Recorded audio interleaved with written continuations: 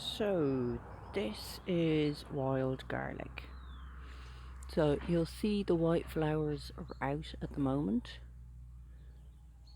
and there's a gorgeous smell when you're close to these guys. So we did a savage amount of getting rid of brambles out here, but you wouldn't really know it because the beggars are coming back. We like blackberries in our house too, but they are relentless, their growth. So as I was saying, once the flowers start to come, like a lot of plants, kind of the goodness goes to the flower, and obviously that's it trying to seed again. So it kind of takes a wee bit from the plant. Now that's not to say there's no goodness left in these, but they're just that bit more potent when the leaves are younger, like nettles, even actually probably like like humans, to be honest.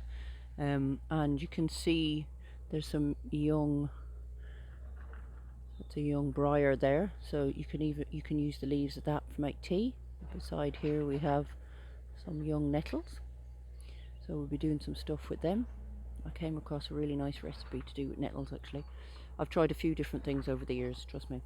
So what I'm going to do is I'm going to pick a couple of leaves over here. There looks to be some nice youngishy leaves, so you'll see they grow quite low. They've got a skinny bit down towards the bottom. Hopefully you can see that there. So when you pull it, there you go, there's the leaf. So they're a bit waxy, and there's most definitely a smell from them, okay? But one of the things I've learned over the years about foraging, and one of the things that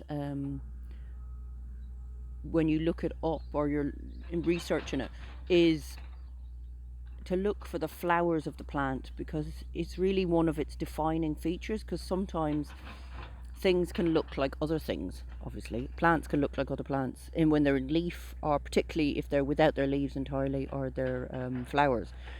So sometimes you've got to look for it this year to harvest it next, or just to be 100% sure. And if you're not sure, please don't eat it. But like if you're familiar with briars, they're pretty distinctive.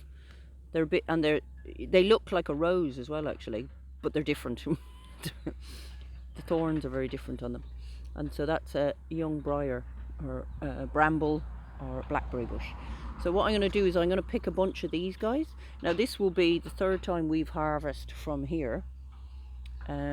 We've already made a couple of different pestos, and you can mix them up in different ways. So I'm going to just make a very sort of basic one today. So you can see there's a long leaf on it, and my god, you can really smell the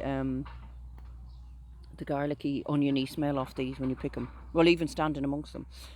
So you'll find them in hedgerows, usually maybe a little bit of shelter, not always, but there's if you're living around the Gore area, I know there's good pickings over near Loch Coutre, but we happen to have, or the Kilbacanty side of Loch Coutre, we happen to have them growing in a corner of our garden. I didn't plant them here, I have no idea how they got here.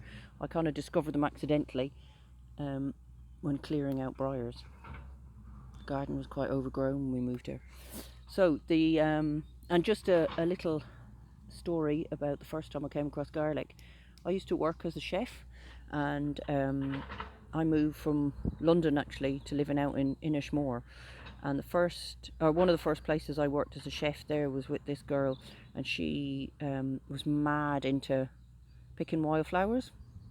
So we used to have these white little garlic flowers, wild garlic flowers, in vases on the restaurant table. And that's the first place I really came across it. So, and it was the first time I suppose I got introduced, it was about 20 years ago now, introduced to eating wildflowers as well. So you can eat these the same as you can eat nasturtium flowers, calendula,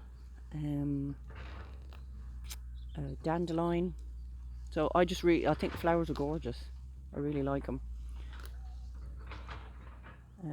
And I like to bring a little bit of nature, live nature. See, that leaf is a bit knackered now, so we'll leave him. So I'll bring a few of these in and put them into a little vase on the table. And in amongst here as well, I had just seen, oh there he is, cleavers. So later on today I'm going to do something with those as well, because I had to go and buy the thing to make it. So I'm going to talk more about them shortly. So I'm just going to pick another bunch more of these guys, and you can see we've got quite a little wild garlic forest here, which is lovely. So yeah, I'm going to get cracking and start making these. Alright, talk to you later.